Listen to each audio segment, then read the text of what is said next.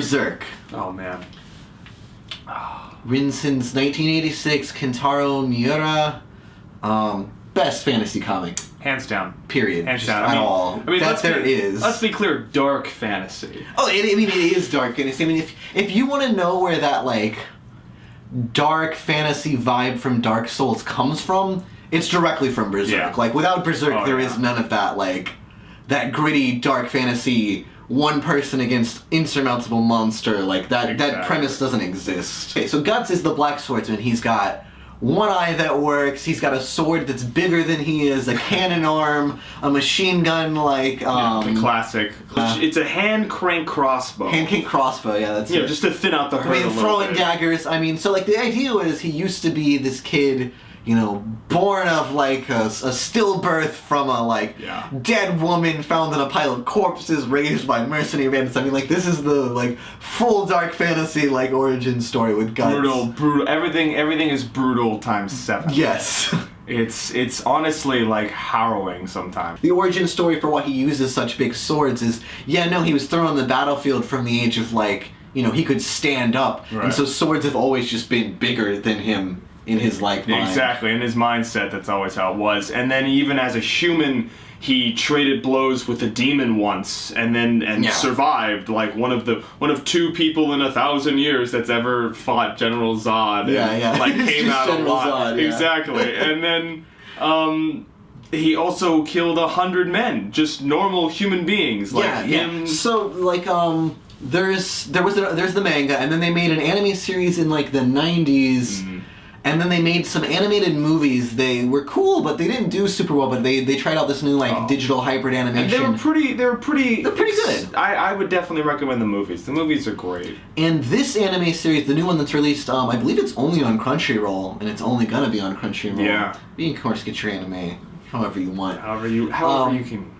But anyway, so, like, this seems to be picking up kind of where the movies left off, and has that same kind of hybrid animation.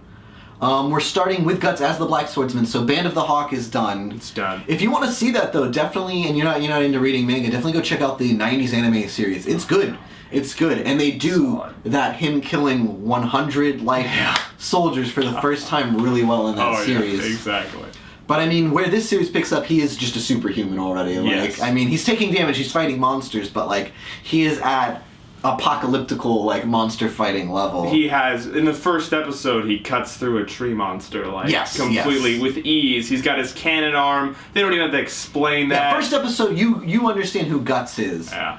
But what has been really interesting is the new characters that are introduced. I mean, like, already in this series, we're not going to get, like, in the manga, there's 2 seasons worth of Guts by himself. Yeah. In this, we're adding characters immediately. We've got Puck, the fairy boy, already added. He's, you know, your perfect comic relief character. You gotta have some of that with Guts. I do. Yeah, and I love that, when this series was announced, I had, a friend who was like, if they don't do Naked Puck, like, it's not real Berserk. And they've done Naked Puck, and I do appreciate that. You know, classic fairy nymph. Yeah. I mean, it's not like sexy. Like, it's just like, no, like, we're doing, like, fey, like, fairy nudity. Exactly how it's supposed to be. We're done. And that's the thing with this series. Like, it doesn't pull any punches. Does not pull punches. This series, I mean, they're going for the dark and gritty. Like, we're getting our, like, mandatory, like, blacked out, like, gore, but, like, they are not backing away from, like, the content of what is, like, super dark fantasy. And that's what's really exciting about the series, because the animation, it's a little grab bag. It's a little... Yeah, I mean, he's got a chubby sword in the beginning. Yeah. In the opening, he's got just, like, a chubby... Like, we talk about the manga being so perfect, but, like, chubby sword. And, I mean, what I always forgive them for is because we're all aware of how much work goes into these animations, and, like, how much budgeted animation, like, is, and what is easy to do. Drawing all those suits of armor, like, effectively would be unrealistic. It just wouldn't work. But what's really exciting about this animation is that it's a lot of different types. They've got computer animation, they've got cel-shaded, they've got some hand-drawn animation in there too. They're using a lot of different effects, a lot of different layers. So they're really pushing that, like, ghost aura vibe, and they're not shying away from any concept because they have a lot of flexibility and really a lot of experimentation right now. Yeah. So I'm looking forward to see what happens down the road once they get to some, like, because the first 3 episodes are pretty. They follow some pretty basic plot devices in the manga, some pretty basic plot structures, but they haven't really gotten to like a key Guts battle yet. Yeah, like we've gotten like surface level, like Guts is the Black Swordsman, but like. Yeah, we like you think of that like last battle from Game of Thrones, like that's like Guts' like jam, like crawling out of a pile of corpses. Yeah, that's like, what he does on the day to yeah, day. and more than that, like I mean, like that darkness is real. Like we talked about, like it's fantasy, and like we had tons of fun watching these episodes. Like they have a really good grasp of what Berserk is, and that's hard to find sometimes in anime. Like Kintaro, I'm pretty sure is working pretty closely with the team who's like animating and directing this, and you just have like you do have these really just like even comedic moments like that you really get like okay, like they know what's going on, like they get the subtext and they're letting us enjoy it. Like exactly. I mean, Griffith is this beautiful like always hair ridiculous moving in the wind constantly, ridiculous just and, Adonis. I mean the satisfying noise of the sword hitting any enemy is the same exactly that clang, and it's just music to your ears because it's never like a slash, it's never like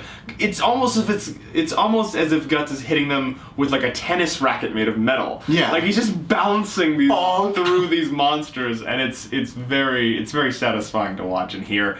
It's like a new part of the sword for me because I always imagined it so heavy that it was slicing at this huge velocity, but I mean, realistically, it would make no noise. Like exactly. I mean, it is solid steel. But or is it? I don't know. Like that's the thing.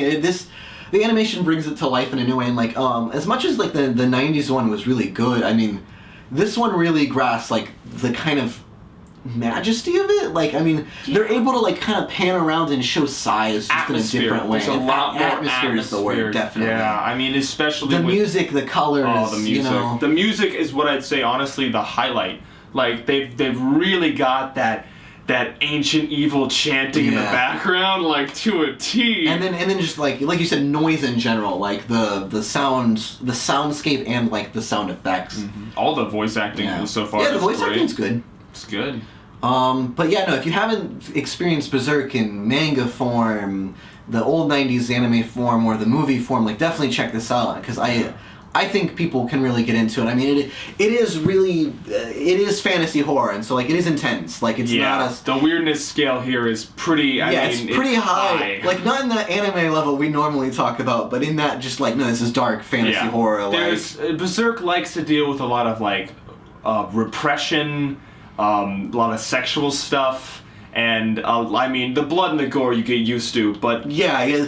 Honestly, we're talking about something darker than like just gore and action. Exactly. Like it gets dark. And they and what I do respect them for is the start shows you that the opening